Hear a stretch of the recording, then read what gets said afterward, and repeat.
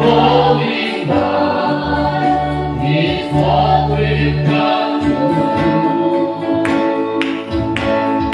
We will rise in your name, Adonai. You reign around. We are rising. We will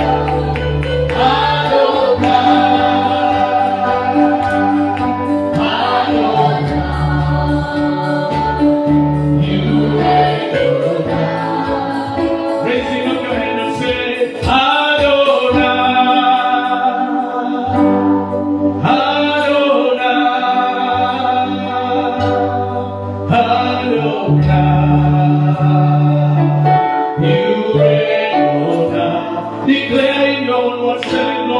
Adonai, Adonai, Adonai. You reign, you reign, you reign, you reign. Adonai, you reign in this place. Adonai, you reign over this territory. Adonai.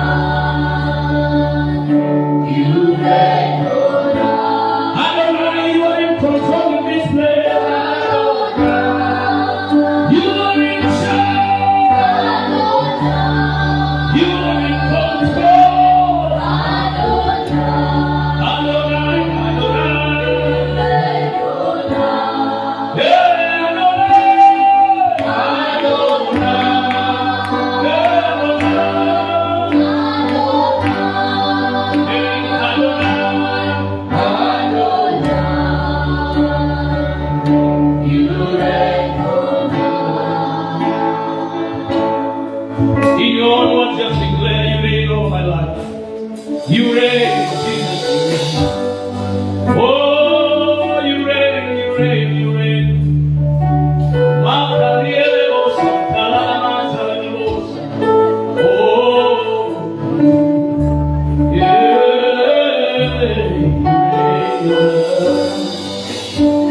you reign, you reign, alone you reign. You reign, Adonai, you reign, we worship you.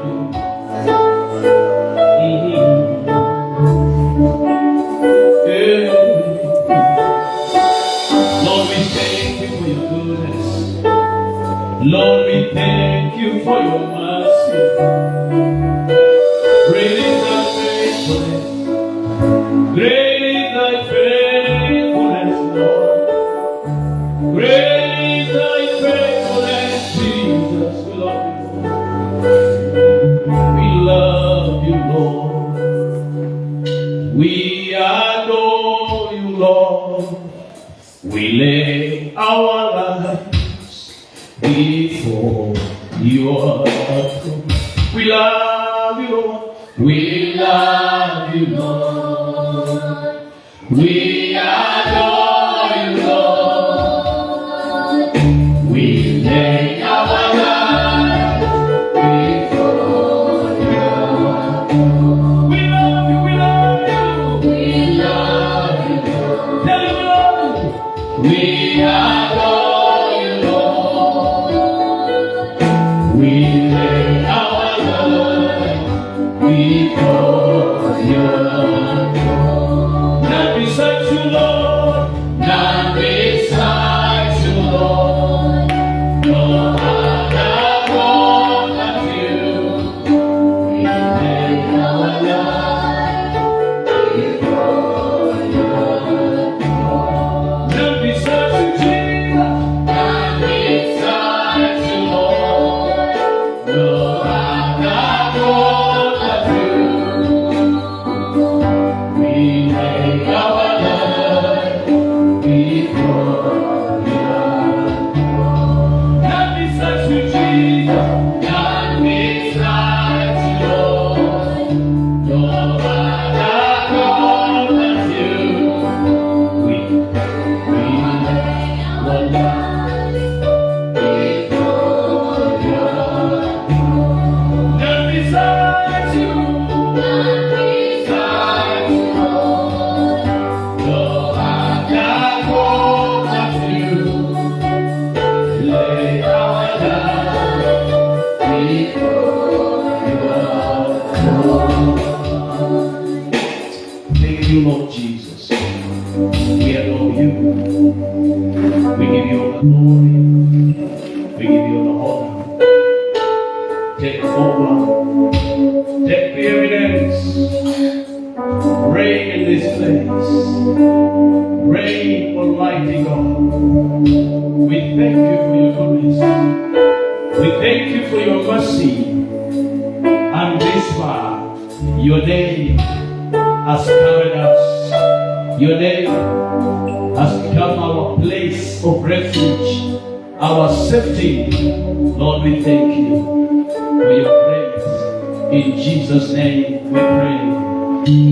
Somebody celebrate God with your hands. Celebrate Jesus with your hands. Celebrate.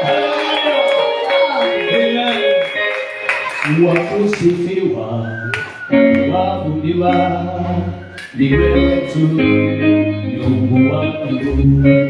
Wakusifiwa na kuabudiwa, ni wewe tu, Mungu wa miungu. Wakusifiwa, wakuabudiwa, ni wewe tu, Mungu wa miungu. Baba, wakusifiwa na kuabudiwa, ni wewe tu, mwanzo tena mwisho. Wakusifiwa, wakuabudiwa, ni wewe tu, Mungu wa miungu.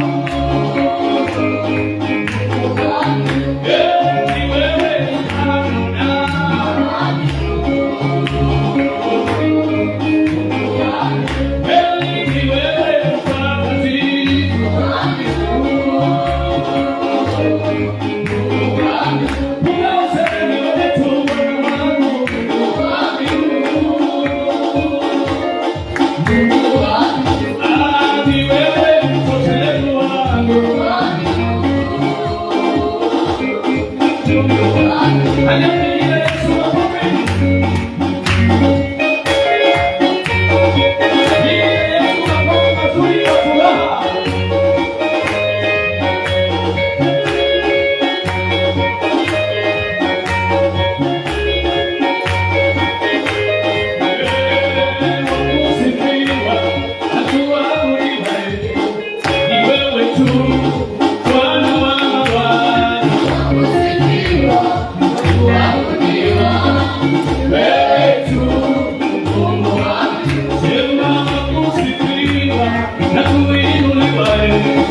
Ni wewe tu Mungu wa miungu,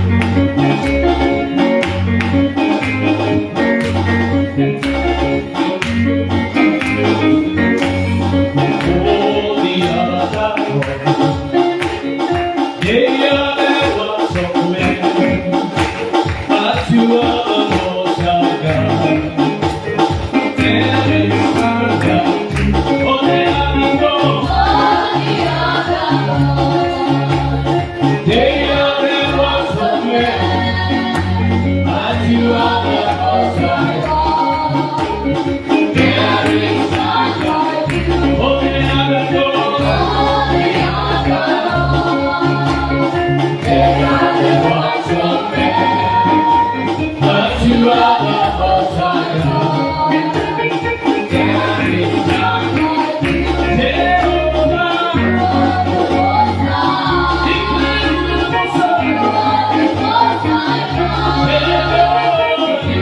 the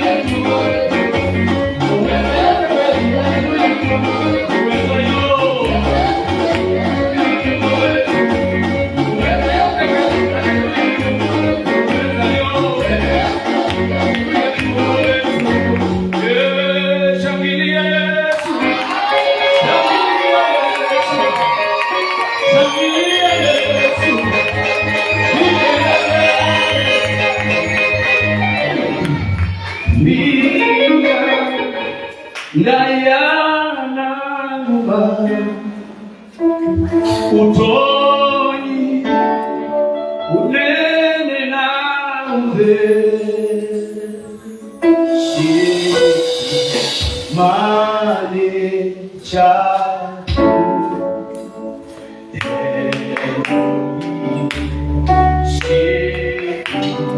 mane chatu Elohim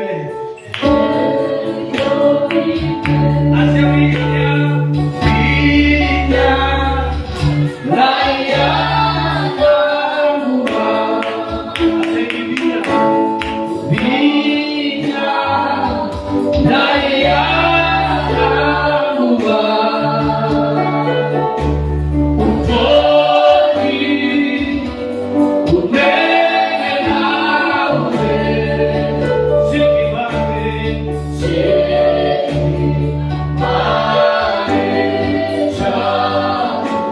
Elohim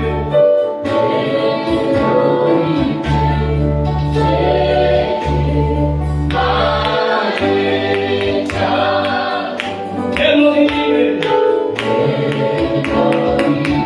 hacia viña Ndayananguma utoni unene nauve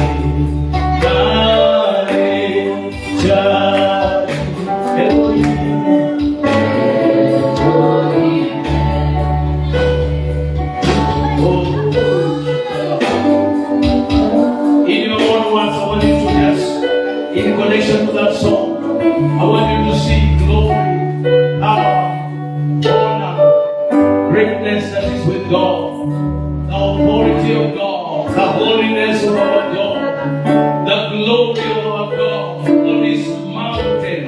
For we have come to the mountain of the Lord, to the city, to the church of the living God, the church of the firstborn Son of God, in the company of many, many, many angels, thousands upon thousands. Oh, and together we worship the Lord. At this place, the hearts of righteous men are made perfect in our God. Oh, we worship you, Lord. We worship you, Jesus. Hallelujah. We give you the glory. We worship you, Lord. Thank you, Lord. Thank you for your kindness. Thank you for your mercy. Thank you for your goodness, Lord. Father, we thank you. You're being good and we honor you. What a blessing that we are heirs of God. Oh, my Lord, as Isaac was, so are we in Christ. We have been made heirs, partakers of the heavenly nature. Oh, we love you, Lord. Thank you, my Redeemer. We adore you and we bless you. As your servant comes over, Lord, increase in him again. That, Lord, let it be all about you. We surrender. Lord, let you be the one. As John said, Lord, that it is fit for us to decrease and you increase in this place. Take over glory in advance. Take over honor. Great is thy faithfulness. In Jesus' name, we pray and we believe. Somebody shout, Hallelujah. Hallelujah. Hallelujah. Hallelujah. Celebrate Jesus. Hallelujah. Amen. Wonderful. Another night. Amen. Could be you're used to when you hear the word night, every place is black. This is another night of its own kind. Amen. The earlier, the better. Praise the name of the Lord. Amen. The crowning of everything is very sweet and beautiful. So we want to launch in deeper. That's why we are taking it early. Amen. Amen. And I want to believe God, by the time 1 hour is done, nothing should be holding you any longer. Praise the name of the Lord. Amen. Because you must. You're not finding your position. The position you have been put there. So if you wander away, trace your way back. Hallelujah. Amen. Function from that place. Praise the name of the Lord. Amen. So without any much ado, let me allow you to rest. Thank you. I know you are praying and your prayer has been answered. Amen. Your prayer has been answered. Praise the Lord. So without any much ado, Ataka, we put our hands together as we receive the man of God to come and take us another level. Amen. Amen. Hallelujah. Glory to God. Amen and amen.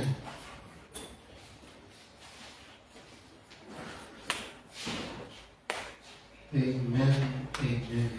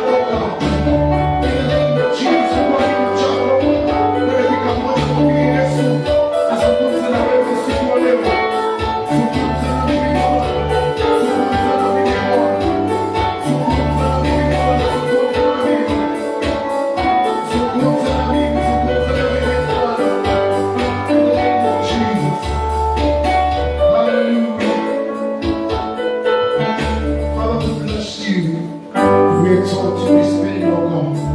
We pray, my Father, as we sit down tonight, Lord, we pray that, Lord, we shall receive from you. Be exalted and be magnified. In Jesus' mighty name we pray. Amen and amen.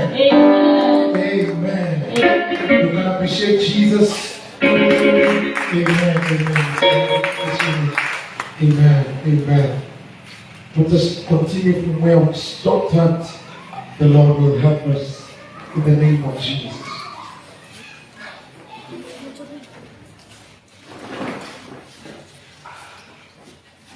From our in scripture, the Bible says in the book of Deuteronomy chapter 10, Deuteronomy chapter 10 verse 12, give me the message version again, Deuteronomy chapter 10 verse 12 and 13.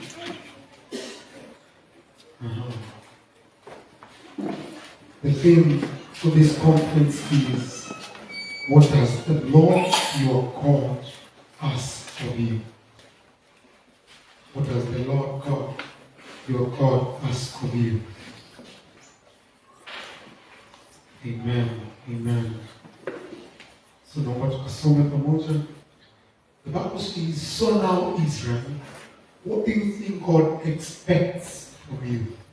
Just this, number one, live in His presence, in the holy reverence. Number two, follow the road He sets out for you. Number three, love Him and serve God, your God, with everything you have in you. Verse 13, obey the commandments and the revelations of your God. The Bible says that I'm commanding you today, and live good. Amen. So in the first session we tackled the first two. That was, God expects us to do the following 5 things. Number one, we said to live in His presence. Just to remind us again, to live in His presence in holy reverence. That's found in verse 12. To live, let's go back to verse 12. Yes, it was the first one. To live in His presence in holy reverence. Number two, what we tackled was to follow the road He set out for you. That's where we stopped at. Proverbs chapter 4, I think 4 verse 18. The Bible says that the path of a righteous man shines brighter and brighter. So this is, the message says, the ways of the right living people glow with light. The longer they live, the brighter they shine. The longer they live, the brighter they shine. So it means that we live one in the presence. Uliona hiyo, sivyo? We live in the presence. So it means the longer we live in the presence, the longer the brighter we shine. Oh. The longer we live in the presence, the brighter we shine. Because we are saying we have been called to live in the presence, we have been called to follow the road that He has set for us. And we read the scriptures. Now we are seeing in Proverbs chapter 4, 18, that the longer we live in the presence, the brighter we shine. Because we carry the presence of God in a dark world. We carry the presence because the presence signifies the light.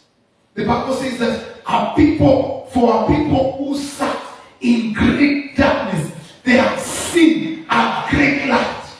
Which great light? You carry great light. Amen. Hey, you are the light. You don't believe it? Matthew chapter 5 verse 16. Matthew chapter 5 verse 16. I want to use scripture to confirm scripture. Matthew chapter 5 verse 16. He says that you are the light of the world. You are the light. Matthew chapter 5 verse 16. Matthew chapter 5 verse 16. Let your light You are light. Tell your neighbor, you are light. Yani mwangaza wako, si wa pasta, mwangaza wako. Ina maana ya kwamba you carry light. The Bible says that let your light so shine before men. See, it is not in your bedroom, before men, at the marketplace, in school, in your business, wherever you are, you carry light. Are there witnesses that you carry light? We carry light inside of us.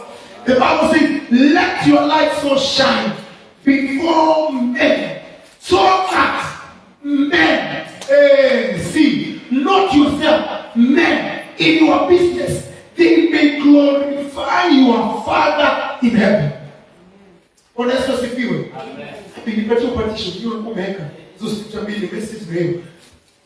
so it means inside of you there is light. The message says that now that I've put you there on a hilltop, my God. What is the theme of this scripture? Be positioned. See, you didn't put yourself on a hilltop. The Bible says, now that I have put you up there on the hilltop. Wakati wamewekwa mahali pasawa, umewekwa juu, nani pa juu sana. Position. You have been positioned on a higher ground.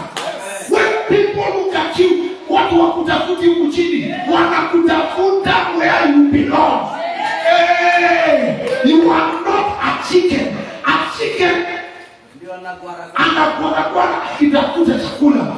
But eagles, they have been positioned on a high. Hallelujah.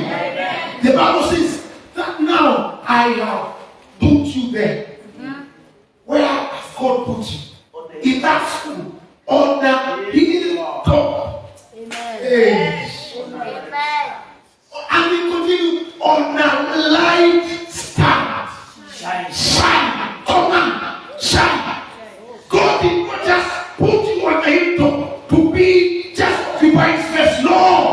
God has put you there and He has given you command. Shine.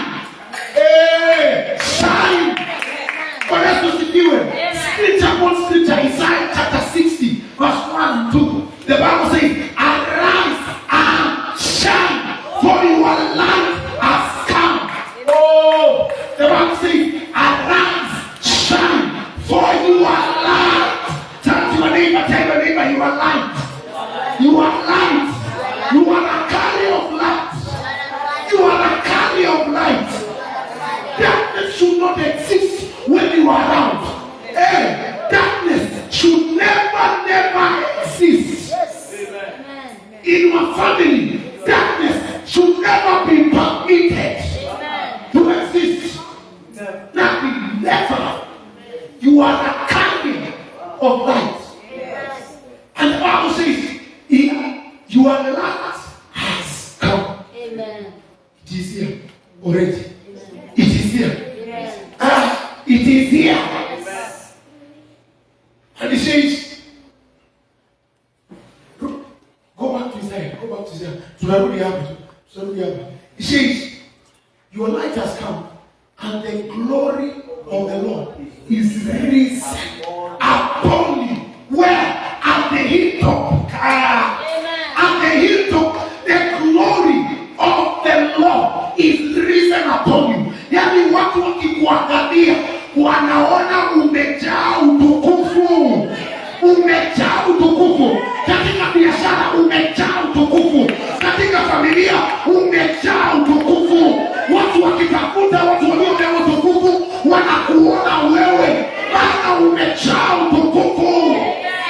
Hallelujah. Umejaa utukufu. And the Bible says, Isaiah chapter 60 message says, get out of bed. I've come to take you out of bed. Some of us, the position that you have been in the position of sleeping. But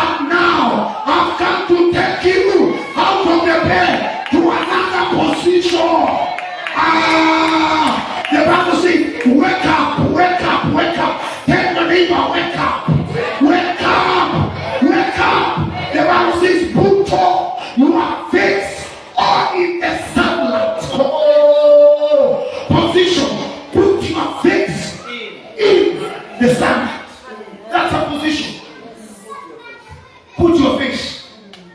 I don't know. The face that you have been wearing outside. Some of us, we are going outside. We are in the face of depression, anxiety, defeat, inferiority. That we are good for nothing. The teacher told you you are good for nothing.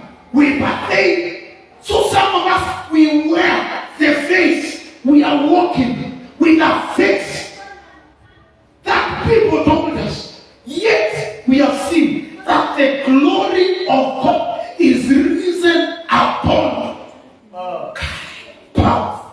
The clothing. When people should never ask where is God when you are around.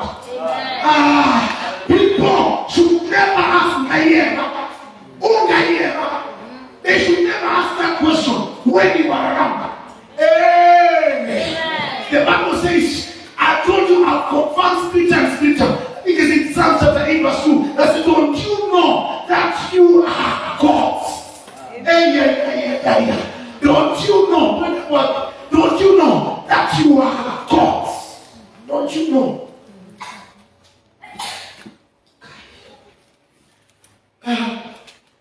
No, I have to get the scripture in the name of Jesus.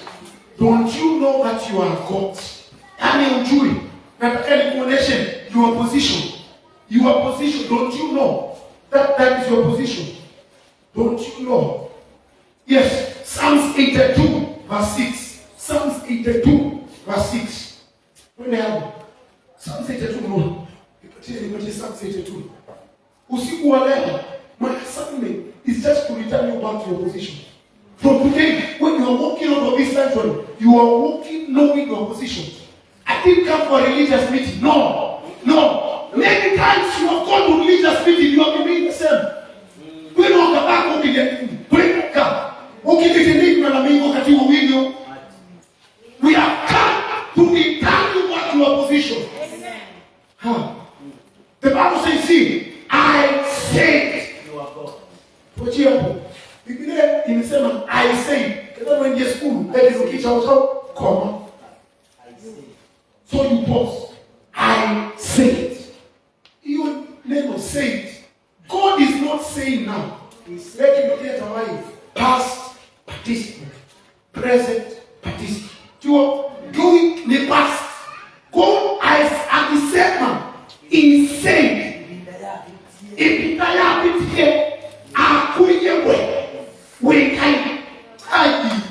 He said, God is not trying, he's not family, he's not trying to plan to say now or today. He said 2,000 years ago, before we existed, he said it. He said it. You are God's. And all of the children of the Most High. Message inasema, I commission you judges. I commission you judges. So it means each of us, we are called to reign and rule over matters. As a judge, unasimama, wamama walio hapa, unasimama, unashika watoto wako, unasema, you will make it in life. And they make it in life. Why? You are a judge. Unasimama katika hiyo ndoa, unasema ndoa utafanya kazi. And your words become final. Si watoto kupata sitaki. Mwezi sitaki. Unajua sitaki.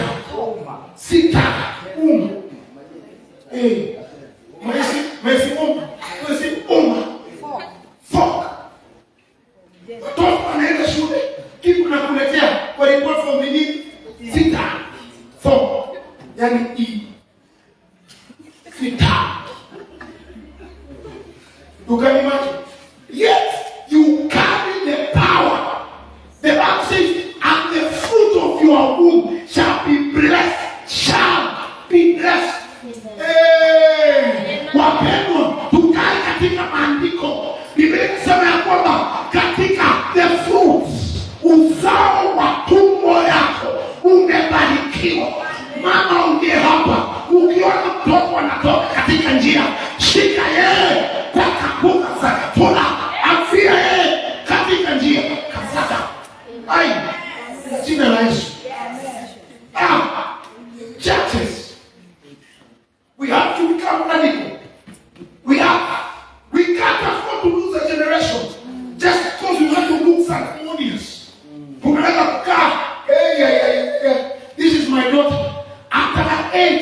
she recites scriptures at her age.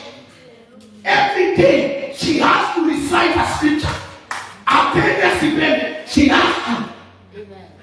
Yes.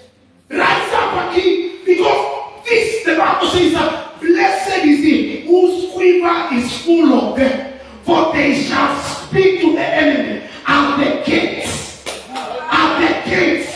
Brethren, these children, these are arsenals. These are arrows. These are not children. These are arsenals to deal with the enemy and the gates. Brethren, who do you want to deal at the gates? These are the children who will lead at the gates. The gates of Salam, whatever principality, these are the people to deal with that principality. The Bible says, each one of you, deputies of the Most High. There was deputies of the Most High. Yeah, now, deputy of the Most High. In Clement High School, there is a principal and there is a deputy principal. When the deputy principal says yes, everybody says yes. Whether the principal says yes or no. Why? Because the office of the principal is much as powerful as the office of the deputy principal. So it means you are the deputies of the Most High. Amen. So it means your work becomes fine. Amen. Praise the Lord. Bible says, listen, the Bible says that whatever two shall agree, whatever two shall agree on, it shall be done to them. So it means what you ask God. Amen. Verse 7. Let's go verse 7. The Bible says, but you shall die like men and fall like one of the princes. See, but you have betrayed your commission, and now you are stripped of your rank and passion. See, that word, rank, R-K-N-K, this is a military word. Sawa sawa. Military ni jeshi. Sawa sawa. So, rank inamaanisha kuna polisi hapa chini. Kopro, kuna ule constable, tunapanda hivi. Sergeant hata tunapanda hivi hadi mkubwa. Sawa sawa. Sasa inamaanisha ulipookoka uliingia na rank fulani. Sawa sawa. Na kwa sababu tunaona Genesis chapter 1 verse 26, you carry the image of God. Amen. Now you carry the image of God. The Bible says you are seated with Christ in the heavenly places. That's a position, a rank that God has invited you into his rank. Amen. Jesus has invited you to his rank. In the heavenly places, the Bible says that we are co-joined with Christ. In the heavenly places, not in the earthly matters. That's what the Bible says that them that have been called mind the things that are of above. He says, he who comes from on high thinks the things of on high.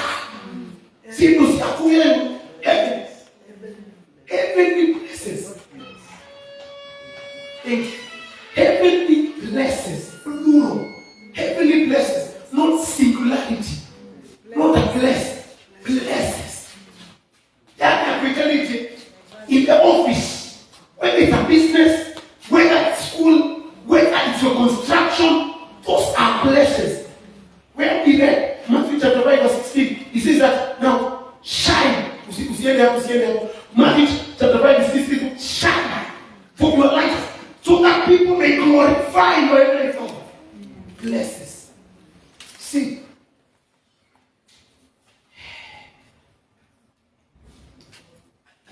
Give me NIV. There's something. NIV. Have you understood about ranks? Yes. He has positioned you in ranks. NIV. NIV. Ili nasema, you shall die like mere men. Mean anything? Yes. But you will die like mere mortals. Imagine a person with the image of Christ died like just a mere mortal. All the media are thing and they will die. All of them command it. Have you ever seen people going for a funeral of a dog? No, I am so. He said, if go in a manizia, that's the picture now. I'm using metaphors so that you understand. That's the picture. Imagine you just die like that. People, they forget you there and then. If you understand your position, your position, if you understand your rank, you come to that place. Praise the Lord. Amen. Give me Matthew 5:16. Matthew 5:16. I don't know where this service is headed to, but we are going somewhere. Matthew 5:16, where we read, the Bible says, now that I have put there on a hilltop, on a light stand. Brethren, we have a sample of light stand in our church. This circle ring and this stand is called a light stand. Sawa. So in a tradition, wakati wa COVID, pastor kienda online, hiyo ring ilikuwa inawaka. Sindio? Ilikuwa inawaka. So pastor akihubiri akuikwa. Sawa. Sisi tukiwa online, tunamuona amemulikwa. That's why God has positioned you on a hilltop so that you may shine in your sphere. You may shine. People may see you and glorify you. He says, shine. Keep you open arms. Be generous with your life. Be opening up to others. You will prompt people to open up with God, with generous Father in heaven. People will open up. You prompt them. Does it mean whatever? Sometimes we are struggling for 10 years, 5 years, 2 years, praying for something. Yet the formula is here. Shine. Just be generous in your shining. Ask the neighbor, are you shining? Be generous. Be generous in your shining. Amen. Hallelujah. Yeah. Out of the 5 things, live in His presence, follow the road He has set you. Number 3, love Him. Abi, you go back. Deuteronomy chapter 10, verse 13. 10:13 now. Love Him. Verse 12. Verse 12.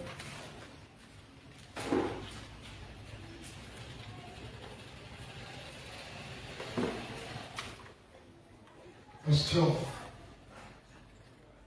So we saw how we walk in this kingdom. Yes, there you go. The Bible says, follow the road He set out for you. We talk about that. Then number 3, love Him. What does God require of you? To love Him. To love Him. Many are times that we love things, but we don't love the giver of the things. We love God to bless us, but we don't love the blessing. The Bible says in Deuteronomy chapter 6, verse 4 and 5, give me the amplified. The Bible says, hear, O Israel, the Lord your God is one Lord, the only Lord, and you shall love the Lord your God with all your mind and heart, and with your entire being, and with all your might. Message is you shall do what? Love the Lord your God with all your heart and mind, with all your soul, and with all your strength, and your entire being. So it means our command of loving God, we don't now call for a season or with some backs or us. The Bible commands us to love Him with our entire being. When we love God with everything that we can inside of us. Whether you are a young person in your old age, at your youth age, loving God in all phases of life. Praise the Lord. Matthew chapter 22, verse 36 and 38, amplified. The Bible says, teacher, which kind of command is great and important? The principal kind in the law. Some commandments are light, which are heavy. And the Bible says in 37, he replied to him and said, you shall love the Lord your God with all your heart and with all your soul and with all your mind, intellect. This is the greatest, important, most important principle and the first commandment. Brethren, for us, we are walked by principles. We operate under principle. Principle number one and the greatest is to love the Lord. To love the Lord, not the things of the world. To love the Lord. Because if you love the Lord, you shall walk in His path. If you love the Lord, you shall not walk in the path of ungodly. What does the Bible say? Blessed is the man who does not sit in the seat of the scornful. Blessed is the man who does not walk in the path of the ungodly. But the Bible says his delight shall be to please the Lord. Amen. What is your delight? Your delight should be to please the Lord. The Bible says He first loved us even when we were yet sinners. Can you imagine that? Even when you were sinning, He loved with an everlasting love. My God. Hey, my God. My God. John chapter 21, verse 15. 15 and 17. Give me in New King James. Let's say New King James that you read out. That you are the one now. New King James. My Jesus. Hallelujah. Amen. Glory to God. John chapter 21, verse 15. John chapter 21, verse 15. Does the Bible say? So the Bible says, so when they had eaten breakfast, Jesus said to Simon Peter, son, do you love me more than this? Pause. Why do you love God?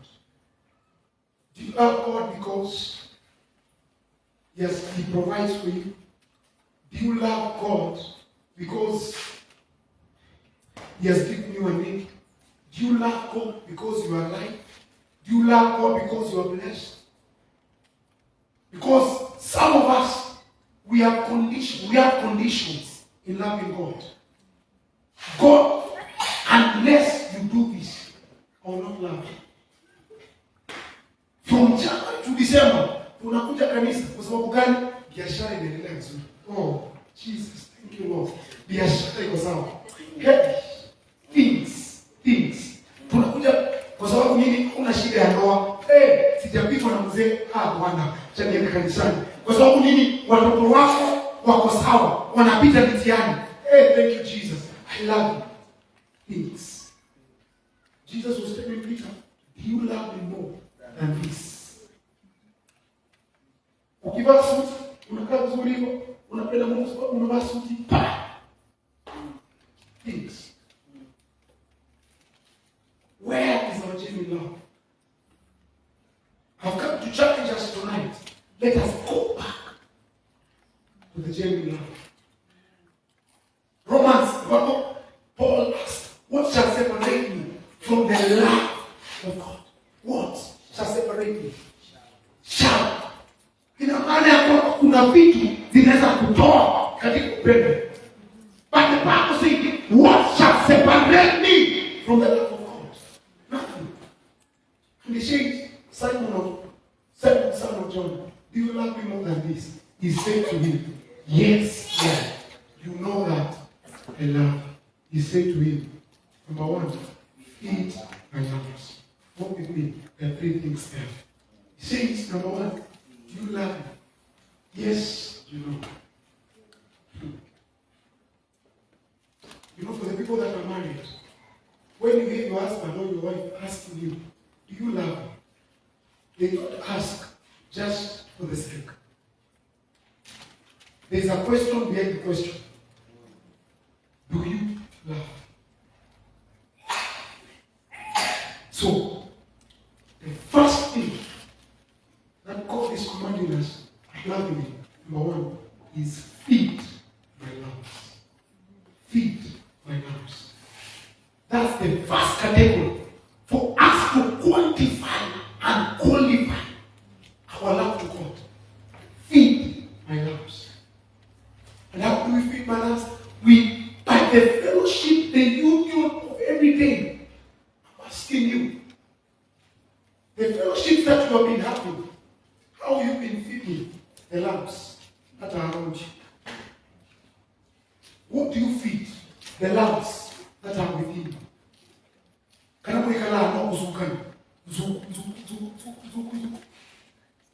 What do you feed the lambs that God has given you? Because each one of us, we are one. Continue, verse 16. So the first category is what? Feed my lambs. 16 says, he said to him again, a second time, Simon, son of John, do you love me? He said to him, yes, Lord, you know that I love you. And he said to him, tend my sheep. Second level, tend my sheep.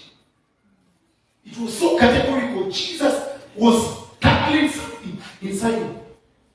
It was not just about saying, yes, I love you. Tend my sheep. So, the gathering of the tending, they kupalilia tending, sio kutend. Kuchunga, sio tend my sheep. So the sheep that God has given you, how do you handle people? Among in the church, how do you handle people in church? Do you love people out of a changing heart? When somebody has an issue, do you pray with them? Do you go and visit them? That's what the Bible says. And some, they came to Jesus and asked them, Jesus, you said that you were in the hospital. I'm just paraphrasing the scripture. He says, we did see you in the hospital. We did see you in the prison. Master, tell us, where are you in the prison? The person seated next to you is the image of Christ. Yes. The son, that person is the image of Christ. Number 17. So the second level is what? Tension. He said to him, the that time, Simon, son of John, do you love me, Peter? Was Greek because he said to him, the that time, do you love me? And he said to him, Lord, you know all things, you know that I love you. He said to him, feed my sheep. That level, feed my sheep. So that's the level that God has called us. Number one. Number one is what? The lambs. Number two, tend. Number three, feed my sheep. We love God demonstrates love to us. Hallelujah. 2 Timothy chapter 1 verse 7.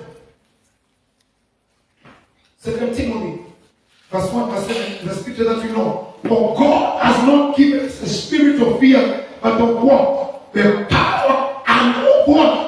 Of love and of sound mind.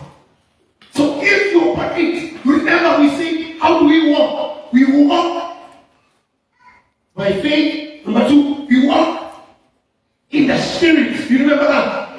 Yes. So if you operate, you walk in the spirit, you will operate in that power. Praise the Lord. 1 Corinthians chapter 13 verse 13. Bible says, now abide faith, hope, love. These three things. But the greatest of these is what? Is what? Love. Brethren, God requires you to love Him shall love your brother. You shall love your sister because they carry the image of Christ. Praise the Lord. Because he has freely given us the love of Christ. Not because we qualified, not because we were too holy. No. He called us in his love. What else was he doing? 1 John chapter 4, verse 16. 1 John chapter 4, verse 16. The Bible says, and we have known and believed that the love that God has for us. God is what? Is love. And he who abides in love abides in God, and God in him. Imagine, God requires to abide, not to just to come and go, no, to abide in love. What else was he doing? Because this is the greatest command. Hallelujah. 1 Corinthians chapter 13, verse 4 and 8. The TPT. Give me TPT. 1 Corinthians chapter 13, verse 4. 1 Corinthians chapter 13, verse 4. The TPT, as the Bible says, love suffers not. Love is large and incredibly patient. How do you handle people in church? Worship team. How do you handle each other in this worship team? Do you handle each other with love? Members, how do you handle each other? The Bible says what? Love is large and incredibly patient. Love is gentle and consistently kind to all. It refuses to be jealous when blessing comes to someone else. Pause. Sisi mshirika tu hapa hivi amebarikiwa na gari. Will you love them? Wenye tunapendana tu hapa. Ama tunapendana kwa sababu sote tuko hapa. Tukienda kwa position, ndio? Ukielewa hapa, hilo. Will you still love that person? Ask my neighbor, will you still love that person? God is love, and we are created in his image. Brethren. So we ought to walk in love. Because he has said that in his image, he has called us to do that. Number 4. Serve God. Serve God. You, with everything you have in you. From our things scripture, go back to our things scripture. Deuteronomy. In this scripture, the message. Number 4. Tulisema 5 things. Number 4. Ndio. Ndio hiyo. Tulisema nini? Serve. Tusome pamoja. Serve God, your God, with everything you have in you. Not outside. Hii kitu unatumikia Mungu nayo. Iko nje, iko ndani yako. Tell your neighbor, the thing that you are serving God with, it is inside of you. Excuse your care. Tell your neighbor, what you are serving God, it is inside of you. What you are serving God is inside you. See, Psalms 100. Give me Psalms 100, verse 2 and 3. The New King James says what? The Bible says, serve the Lord your God with gladness.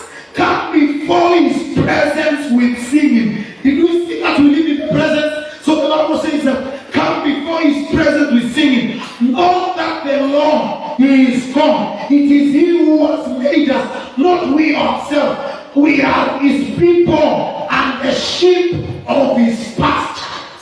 What else was he doing? God has called you to serve him with everything that is within you. From today, in this conference, as you come back home, come back with this encouragement that I'm a servant of Christ. I'm a servant of the Lord. The Lord has called me to serve him with everything, with your money, with your intellect, with everything. God has called you to serve him. Hallelujah. Hallelujah. Amen. Serve the Lord. With zeal, serve the Lord. Numbers chapter 16, verse 8. Numbers chapter 16. Because most of the time, when we are serving in church, we think that we are serving so that pastor can see us. Let me tell you, I just told what Pastor preached yesterday. He says, God sees. Number one. See, when we are serving God, we are not serving the man of God. We are serving the God of the man. We are serving the God of the man. So while we are serving him, God sees. Number two, what does he do? God remembers your service. I'll show you in the scripture. God remembers the service that you have done to him. Whether in a small way, whether in a big way. God remembers. The people that wash this sanctuary every day, God sees, God remembers. Oh, I don't want to go ahead, but the Bible says in Malachi chapter 3, verse 18. Take me there. The Bible says, and they said amongst each other. They said amongst each other.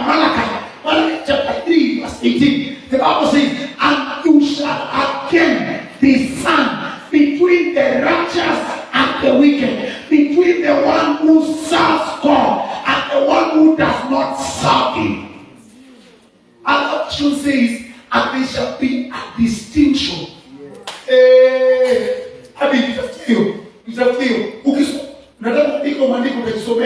Malachi chapter 3 from verse 15. Ukishuka chini hadi hapo inasema, and they say to one another, is it in vain to serve the Lord? Is it, niangalie hiki iko 15 ama 16 mahali. Hiyo inasema hivyo. Inasema, is it in vain? Hiyo ni 15. Yes, correct. Tusome hapo. Angalia, tusome maandiko verse 16. Then those who fear the Lord spoke to one another, and the Lord listened and heard. So a book of what? A book of what? God sees, God does what? Remembers. So a book of remembrance was written before him for those who fear the Lord, who meditated on his name. Verse 17. Verse 17. Then they shall be mine, says the Lord of hosts, on the day that I will make them children, and I will spare them as a man spares his own son. Who does what? Who does what? Serving. So it means if you want God to spare you from calamity, serve God. Hey. As others have been before, because of your service rises up as an offering. Hallelujah. I'm praying for you from today. Let your service rise up as a remembrance before the Lord. Let your service become a testimony before the Lord. Hallelujah. Amen. Then verse 18.